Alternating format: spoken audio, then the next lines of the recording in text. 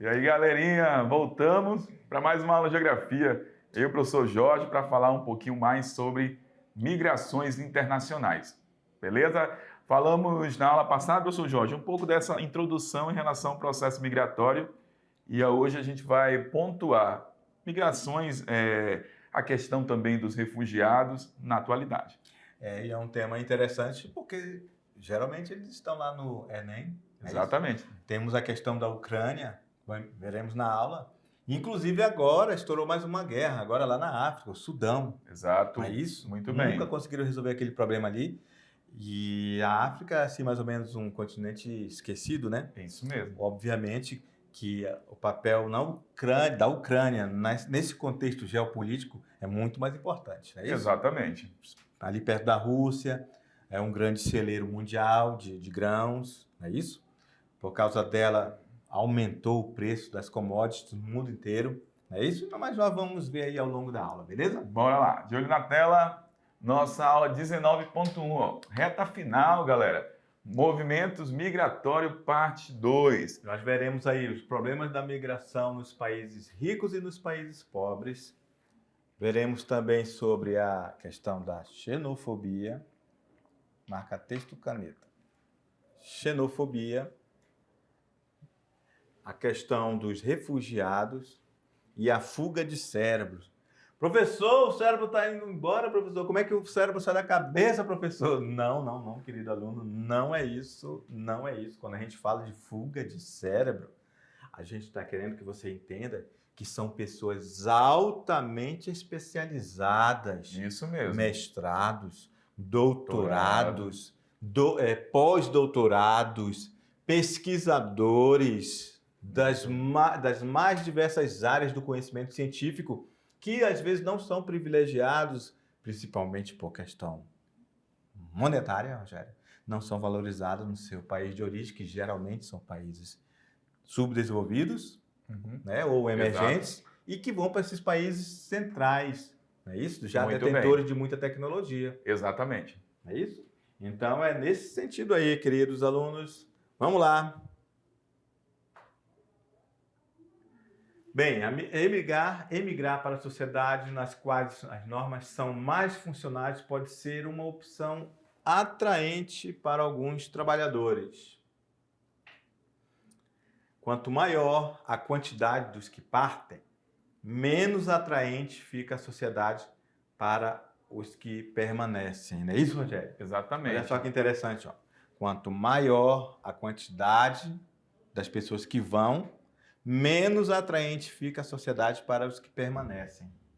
Então, essas pessoas que vão, por exemplo, podem ser pessoas que estão em busca de emprego, são pessoas, muitas vezes, formadas, não é isso? Exatamente. Pode ser pessoas que, por exemplo, a migração geralmente vão de países pobres para países ricos. Exatamente. Não é isso? A migração geralmente é assim. Né? Então pode ficar também menos atraente devido a isso, porque a sociedade, as pessoas que migram, geralmente são da população economicamente ativa. Exatamente. Não é isso? Então não é interessante um país perder essas pessoas. Muito bem. Que vão trabalhar em outros países a serviço de um outro país que não é sua pátria. Exatamente. Vamos lá.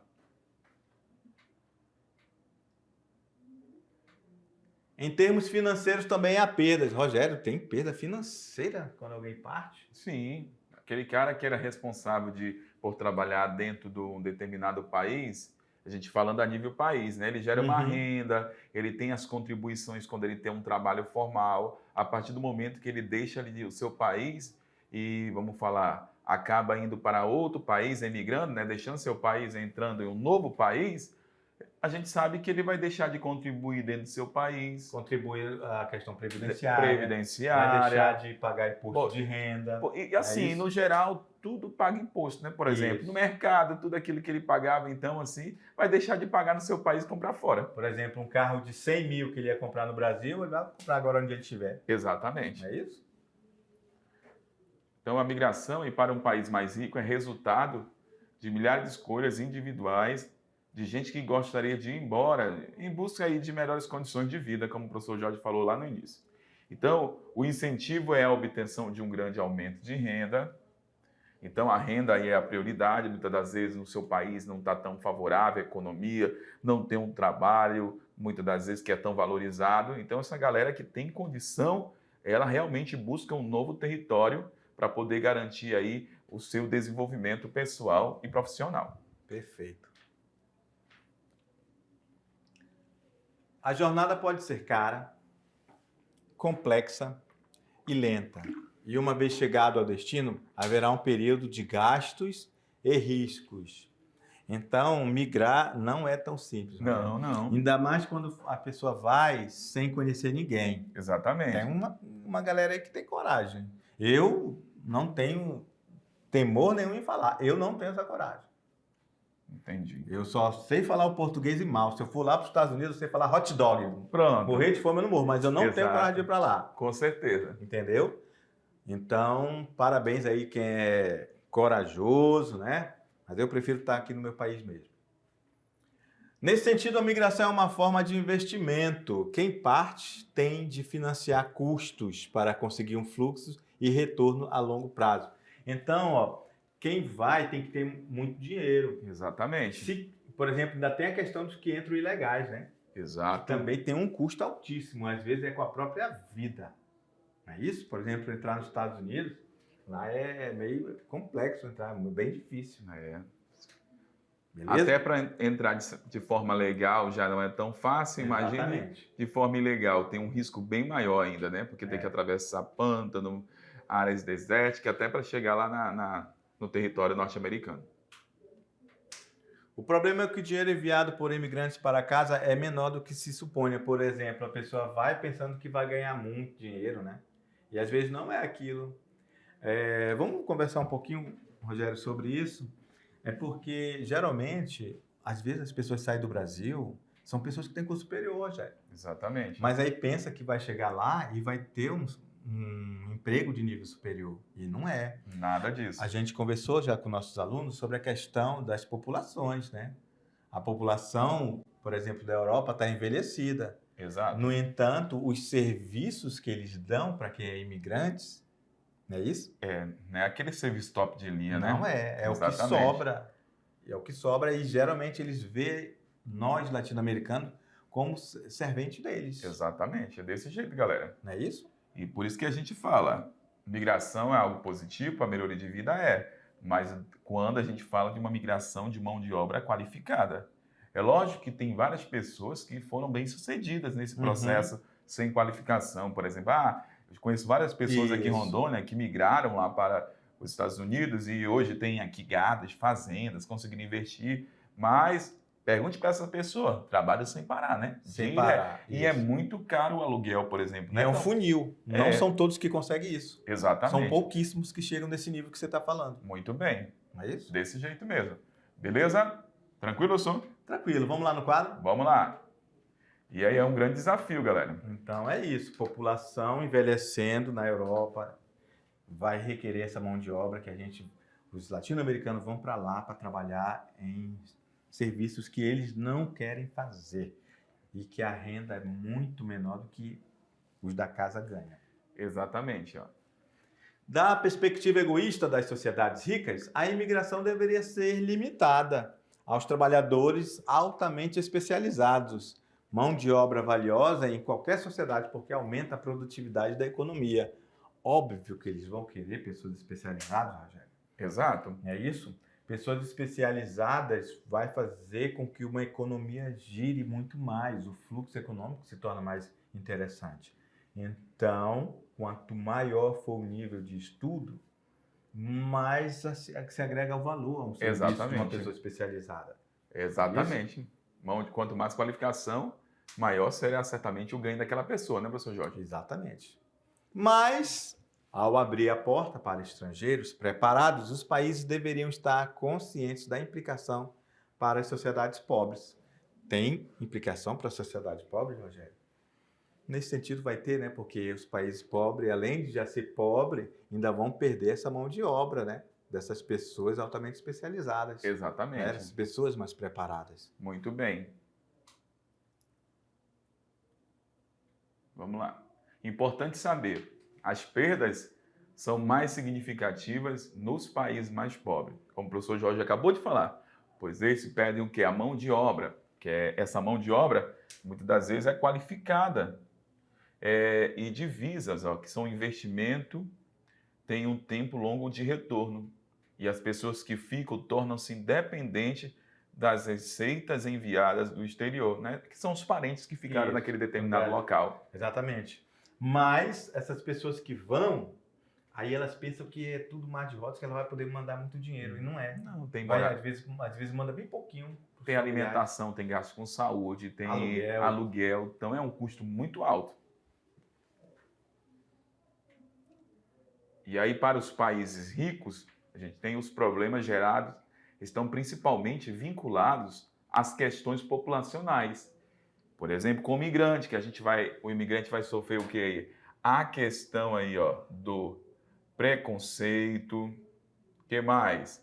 Xenofobia, que a gente vai aprofundar agorinha, violência, queda salarial por oferta de mão de obra barata, dentre outros fatores. Então, nem todo mundo que vai para esse determinado local vai ter, né, uma mão de obra qualificada, né, professor Jorge? Sim. E aí os países ricos acabam sofrendo aí também com a oferta de mão de obra barata da população, né? Porque eu vou falar bem assim, paga uma mão de obra mais barata para o imigrante, para nós não.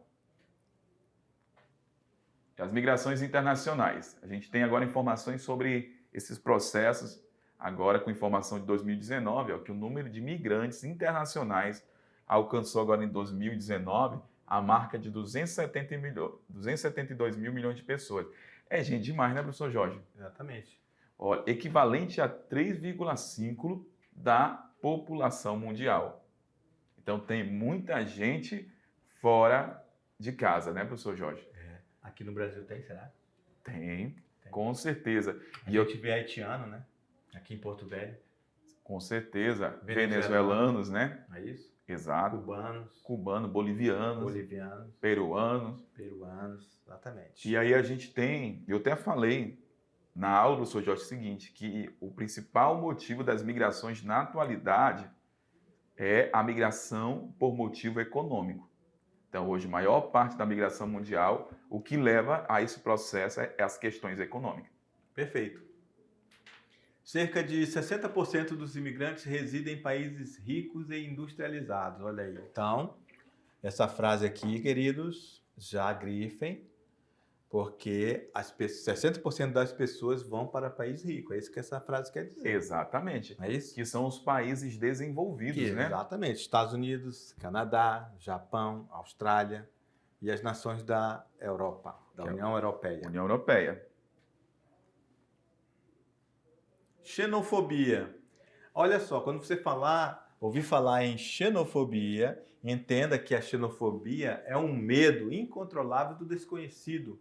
Pode ser caracterizado como um preconceito ou como um transtorno psiquiátrico, mas está relacionado principalmente, Rogério, quando se fala em xenofobia, a gente fala que é um preconceito que nós temos com alguém que é estrangeiro. Estrangeiro. Não é isso? Muito bem. Depende do contexto em que ela estiver sendo usado, o significado da palavra xenofobia, né? Pois, por ter um significado amplo, pode ser caracterizado como um transtorno psiquiátrico ou como uma forma de preconceito ou racismo. O que a gente fala em geografia, a gente não é psiquiatra, né, Rogério? A gente vai falar então, mais sobre a fala questão... sobre preconceito e racismo. Exatamente. Principalmente preconceito. Por exemplo, Rogério, se, por exemplo, eu for lá na Alemanha, se eu for na Alemanha, quando eles olharem para mim, bicho, mais um latino-americano aqui, eu não preciso nem abrir a boca.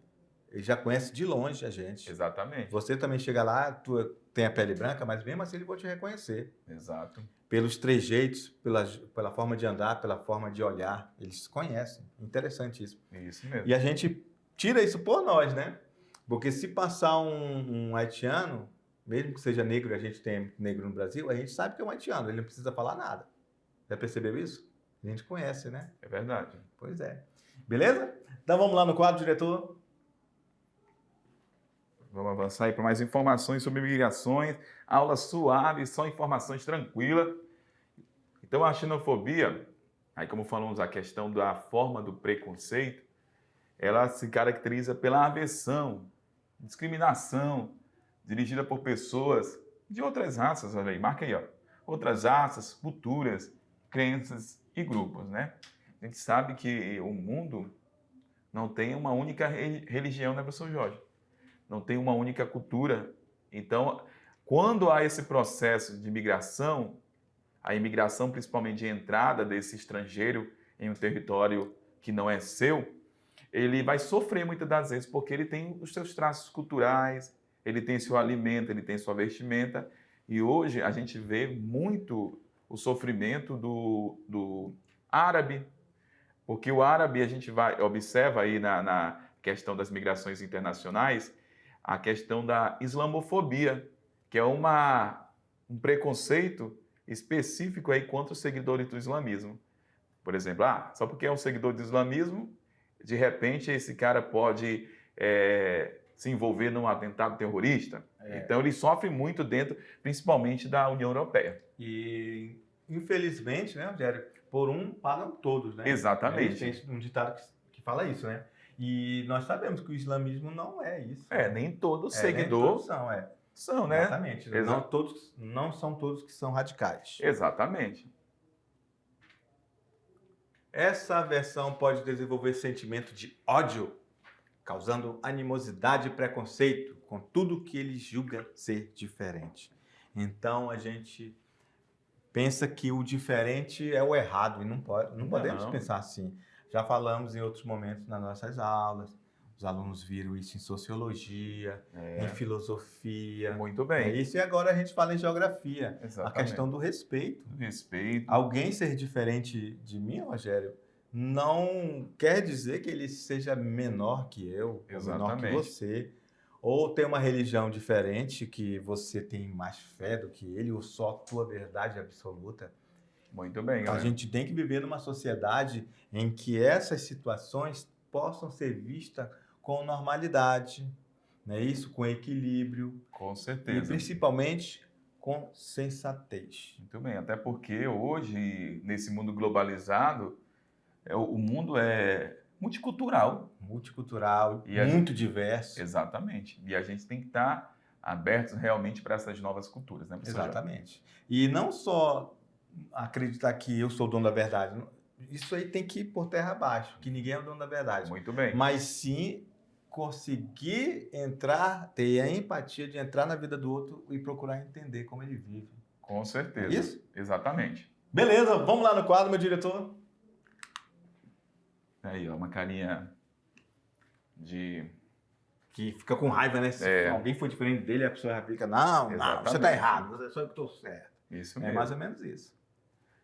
Esse medo pode ter se desenvolvido após um período de exposição a alguma situação, objeto ou pessoa desconhecida. Ao passar por alguma experiência ruim com o desconhecido, a pessoa pode evitar alguma situação que julga ser arriscada, o que pode interferir em sua rotina, relacionamentos e atividades sociais, e desencadear crises de pânico. Olha só, então já essa questão entra até na questão psicológica das pessoas, não é isso? Com certeza. É a questão do preconceito, né? Preconceito, exatamente. Aí se torna tão intenso na pessoa que aí o problema já não tá mais no outro, é na pessoa, entendeu? Ela pode desencadear essas crises nessa pessoa, essas crises psicológicas aí, que com o tempo... É tipo a questão do bullying, né? Que o aluno ouve falar constantemente sobre bullying. Às vezes é uma brincadeira, mas daqui a pouco o envolvido, né, que está recebendo essas críticas, que está recebendo vamos colocar essas indiretas, começa a sofrer com problemas psicológicos. Perfeito. Então, do mesmo jeito é xenofobia. Pois é, olha só, falando em questão psicológica, né? Uhum. Então isso aí causa angústia, ansiedade e se manifesta em intensidades diferentes, transformando-se em um transtorno psicológico. Exatamente. Acabamos de falar isso, né, Rogério? Muito bem. Beleza. Então a gente não pode pensar assim, a gente tem que ser... como é que eu posso dizer? A gente tem que ser light, Rogério. Exatamente. Entendeu? A gente não pode ficar fazendo juízo de valor com tudo e com todos não. Exato, professor Jorge. Então é mais ou menos assim, ó. Um grupo de pessoas, uma sociedade, às vezes tem um preconceito. Olha só, etimologicamente, Rogério, a palavra preconceito. Exato. Ela já está dizendo o que ela é. Com certeza. Ela é um preconceito sobre uma pessoa, Muito sobre bem. alguém, sobre algo. Então, esse preconceito, ele já parece ser um julgamento. Não é isso? É dessa forma. Sem ter conhecimento de causa, o que é pior, né? Pior. Tô indo bem, Rogério? Tranquilo. Você gostou Foi ótimo. desse exemplo? Parabéns. Vai tirar 9,5 na avaliação. Poxa, eu já perdi meio ponto. Perdeu meio professor. ponto. Meu Deus, o que é que eu errei? O professor Jorge perdeu meio ponto. Então, olha só. Agora, galerinha, a gente vai falar sobre a questão Refugiado. refugiados no mundo. Então, olha só. O conceito refugiado, ele foi regulamentado pelas Nações Unidas, certo? Em uma determinada convenção que tratou sobre a questão dos refugiados e elaborou um estatuto que foi realizado em 1951 e adotada essa questão em 1954 sobre a população de refugiados no mundo. A ONU que direcionou todo esse encontro. Segundo a ONU, quem é refugiado? Olha só, para a pessoa poder se declarar como refugiado, ela tem que sentir que ela está sendo perseguida por um determinado estado. Esse estado, geralmente, né, professor Jorge, é um estado autoritário, como a gente observa, por exemplo, na Síria, que não tem a democracia, ditatorial. Então, se enquadra aí, ó, pelo estado, de sua nacionalidade, por razões de raça, religião, a própria nacionalidade, grupo social, opiniões políticas, que se ausentou de seu país em virtude desses termos, ou que não consegue a proteção do poder público pelas mesmas razões. Então, por exemplo, tenho minha religião, tenho minha raça, e dentro do meu país eu não só aceito, estou sofrendo perseguição, até mesmo ameaça de morte, então, se eu deixei aquele país, eu sou classificado aí como refugiado. Tipo de refugiado. Alguns por condições de perseguição política, outros por existência de conflito armado e guerrilhas. Além daqueles que sofrem com a fome, discriminação racial, social ou religiosa, e até os refugiados ambientais, entre muitos outros tipos. Refugiado ambiental, Rogério? Sim, muito bem. Olha só que legal. Tem até aqui no Brasil, né? Tem. A gente pode dizer que pessoas, por exemplo, não refugiados, mas migrantes, né? Pessoal do Nordeste que veio na grande seca de 1800. Exatamente. Vieram para o primeiro ciclo da borracha no Brasil, né? Foi um tipo de migração, né? Não foi refugiado, mas uma migração por questão ambiental. Olha só, a gente está falando de refugiado, e quando a gente fala de refugiado, você deve lembrar o seguinte, que refugiado é um tipo de deslocamento forçado. Forçado. Não é o mesmo que a imigração, o cara tem o poder de escolha, né? Às vezes, vou deixar esse local temporariamente, vou estudar, vou trabalhar. O refugiado não. É guerras, perseguições políticas, desastres naturais. Então, quando a gente fala de refugiado, guarde bem essa informação. É um deslocamento forçado. O Haiti é um exemplo, que é tanto por guerra como questão ambiental. Os desastres, claro, né? Desastres, terremotos. Muito né? bem. Os maremotos que tiveram no Haiti. Exatamente. Muitos vieram para cá. Boa observação. Beleza? Vamos lá. Vamos lá. Então, Rogério, temos muitos refugiados no mundo. O Alto Comissariado das Nações Unidas para Refugiados, ACNUR, foi criado por resolução da Assembleia das Nações Unidas. Ele iniciou suas atividades lá em 1951, Rogério. Então faz um pouquinho de tempo já, né? Faz. Olha só, Rogério. Então o número de refugiados vem aumentando exponencialmente. Isso mesmo. Em 2017, esse número chegou a 79,5 milhões de pessoas. Cerca de 22 milhões a mais em comparação a uma década anterior. Olha só, Rogério, então são números impressionantes, né? E é triste, né? Triste. É uma tristeza, porque a gente está em pleno século XXI, 2023, e ainda tem muitos refugiados pelo mundo. Bem, aí ó, nós temos os principais conflitos no mundo, que temos em todos os continentes aí, ó. Que acaba contribuindo para esses deslocamentos forçados, né, professor Jorge? Exatamente. Ó. Na África, nós temos conflitos lá na Costa do Marfim, República Centro-Africana, Líbia, Mali, norte da Nigéria, República Democrática do Congo, Sudão do Sul e Burundi. Olha só, e nós explodiu mais uma guerra agora, hein? Lá em Sudão, estão em guerra novamente. Na verdade, nunca resolveram aquele problema ali, né? Exatamente. Então, novamente está tendo guerra na África, no Sudão. Então, por isso que a gente começa falando de África. Então, a África tem vários problemas. E esses problemas na África, principalmente por conta ainda de toda aquela divisão que teve na África das fronteiras artificiais. Criadas pelo imperialismo. Muito bem, lá no século XIX, Isso. até hoje. Então, todas essas situações contribuem aí para o deslocamento forçado na África. Dentro do Oriente Médio, a gente pode citar Síria, que sempre está com problema e ainda não resolveu as questões do sistema ditatorial do mundo árabe dentro da Síria. Tem o Iraque, Afeganistão, o Iêmen. O Afeganistão estava até tranquilo, né? Mas ano passado para cá houve novamente a tomada do poder pelo Talibã e começou a gerar um grande fluxo migratório novamente aí da região do Oriente Médio.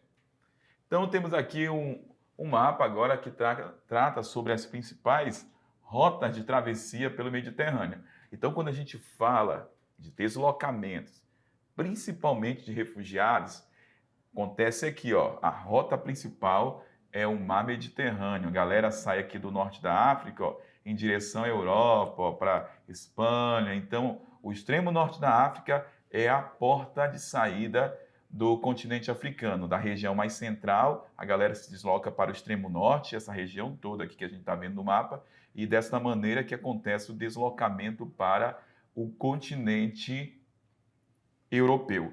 E a principal rota realmente é o mar Mediterrâneo em embarcações clandestinas, né? Há 3 anos, 4 anos, a gente via muitas migrações, vários botes aí dentro do Mediterrâneo virados, pessoas mortas por conta desse risco aí no processo migratório. E é um absurdo, né? Porque às vezes eles lotam um navio todo sucateado, sem condição nenhuma, totalmente insalubre, às vezes passando fome, mas mesmo assim eles se arriscam mar afora. Também aqui a gente vê a Síria, né? Que a gente estava falando sobre migração dentro da região do Oriente Médio, que é a Ásia, também em direção aqui ao continente europeu.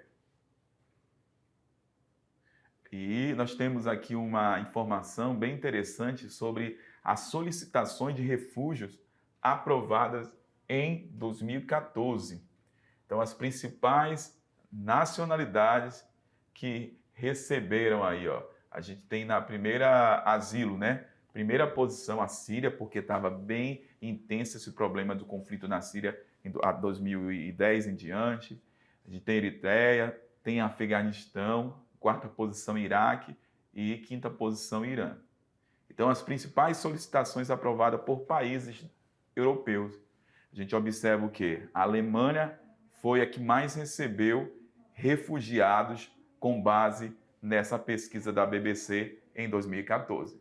E aí está relacionado, professor Jorge, essa entrada maior dentro da Alemanha, principalmente por conta da situação da população envelhecida da Alemanha, que até então a Angela Merkel pensou assim, ó, vamos abrir as porteiras porque a gente precisa de mão de obra. Por isso que a gente observa essa grande quantidade de refugiados aí quando ela estava na frente da Alemanha. E, inclusive, vale ressaltar, que ela foi muito criticada por fazer isso, justamente por aquele grupo de pessoas com alto grau de xenofobia. Muito bem. Que, ó, por exemplo... Inclusive são partidos políticos, pessoas poderosas. A própria União Europeia. A própria União Europeia. Muito bem. Que são os demais países da Europa desenvolvidos. E temos aqui um outro mapa. Os países mais próximos são o principal destino dos refugiados agora de um conflito recente, né, professor Jorge, que é o da Ucrânia. A Ucrânia, que está ali perto da Rússia, né, que é um dos maiores produtores de grãos também do mundo. não é isso? É a passagem ali da Rússia para a Europa. Então, a localização estratégica delas ali. Então, está ali do lado de Belarus, que Belarus é amiguinho da Rússia, né? Digamos assim. E a Ucrânia não faz parte da OTAN. Então, os russos aproveitaram dessa, digamos, falsa impressão de que eles estariam ali isolados, eles podiam fazer o que querem. Não, e até faz mais de ano, uma guerra que a Rússia pensou que ia ganhar no máximo em 2 meses. E até agora não foi resolvida, né? Não foi resolvido. Então, todo esse processo de conflitos aí contribuiu para gerar o quê? Uma grande quantidade de refugiados, que no primeiro momento buscaram o quê? Os locais mais próximos ali da Europa. A galera saía lá da Ucrânia, destino da Polônia, depois teve a Hungria, a gente tem aí Eslováquia, Romênia, Rússia. Então, esses países foram que receberam. Mas até o Brasil, nós recebemos aqui o quê? Imigrantes, né, professor Jorge? Lá da Ucrânia por conta desse conflito. Aí nós temos também conflitos na Ásia, Quirguistão, Mianmar e Paquistão. Paquistão tem aquela região ali perto da Índia, né, Rogério? Exatamente. Também ali a região da Caxemira, que não está resolvido, né? Muito bem. E que não chega a ser um conflito, mas é uma área de tensão permanente. Muito bem. Aí que envolve a questão do território e também a questão de água ali por conta do rio. Lembrando que Paquistão e Índia têm armas nucleares. Exatamente. Caso do Haiti, Rogério. Então nós temos aí o Haiti, que é um país que está localizado não na África, mas sim na América Central, galera? Tem muita gente que eu vejo aí nas provas aí falando que Haiti é um país africano. Não, Haiti é um país latino-americano, está localizado na América Central. Então, dentro do Haiti, catástrofes acabam contribuindo para esse processo migratório. Se não bastasse a questão natural, a gente ainda pode encontrar vários problemas políticos e social também dentro do Haiti, que acabam contribuindo para esse deslocamento. Isso, e olha só, ciclones. Muito bem. Isso atingiram o Haiti com perdas econômicas, isso vai forçar as pessoas a sair desse local. Exatamente, levando a perda econômica. Já tem uma dificuldade econômica, aí vem um ciclone, vem um terremoto. Isso. E ainda intensifica mais os problemas, né, professor Jorge?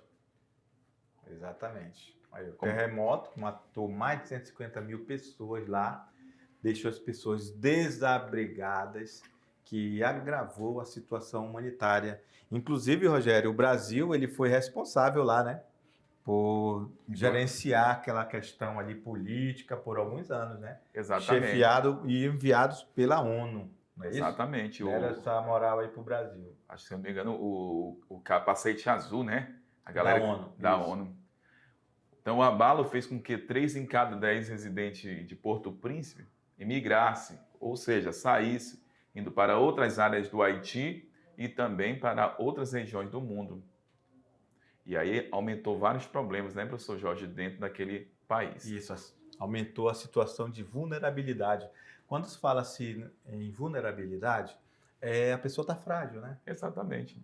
Então ela está frágil, olha só a situação, frágil em relação à moradia, econômica, muito bem, social. Pessoas sem trabalho, sem moradia. Trabalho, sem emprego, sem perspectiva. Então se tornam vulneráveis nesse sentido. Muito bem. E aí a gente tem um mapinha de todo esse deslocamento. Olha aqui do Haiti, né? Do Haiti. Onde ele é, aqui, América Central. América Central. Então saiu lá do Haiti, olha só, vinham para o Panamá.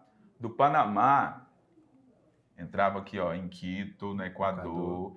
Depois Lima, Peru. Entra pelo Acre, até chegar aqui em Porto Velho. Porta de entrada, né? No Brasil, Acre, né? Brasileia.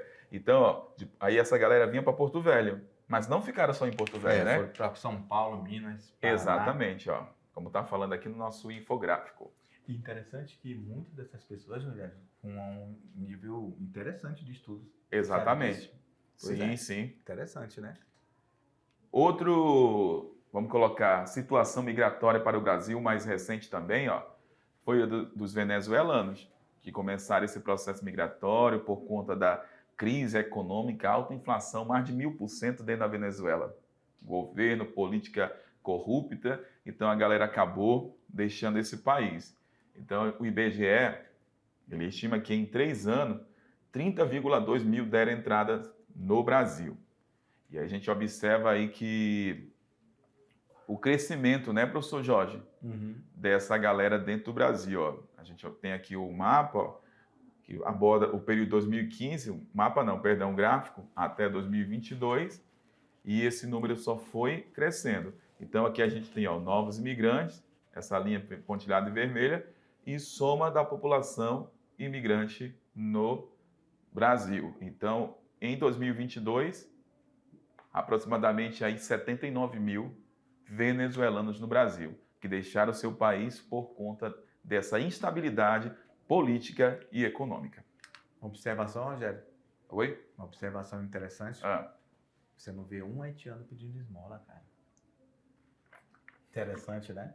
Exatamente. Eles vão trabalho de qualquer forma, eles procuram o que fazer, mano. Muito Eu bem. acho isso muito interessante, sabia? Interessante demais. E aí a gente tem os países que mais receberam venezuelanos. O Brasil é o país que mais hospeda e o 6º maior contingente, né? Que é o Brasil que hospeda o 6º maior contingente. Mas os venezuelanos vieram só apenas para o Brasil, né, professor Jorge? Olha só, foram para os Estados Unidos, Colômbia, Equador, Peru, Chile, Argentina e Brasil. Então, quem que é o líder aí, quando a gente observa aí, ó? É o Peru, que recebeu aproximadamente 768 mil. E aí, não, primeiro a gente tem Colômbia, né? Retificando. Olha aí, ó. Colômbia, que é ali do lado, né? Que é bem próximo, né? Fala todo o mesmo idioma. 1,12 milhão. E na segunda posição a gente tem o Peru com 768 mil. Retificado. Vamos lá. Para a gente finalizar. Aí temos a fuga de cérebros, que o professor Jorge deu uma introduzida lá no início. Beleza, que faz referência a profissionais, posso até melhorar aqui o texto, né, Rogério? Altamente especializados. Isso mesmo. Em áreas do mercado de trabalho dotados de autoconhecimento em seu campo profissional. Ou seja, são altamente especializados. Exato. Doutores, pesquisadores de universidade, não é isso? Muito bem. Eles migram de países pobres ou com poucas oportunidades laborais para os centros mais desenvolvidos que carecem de suas habilidades.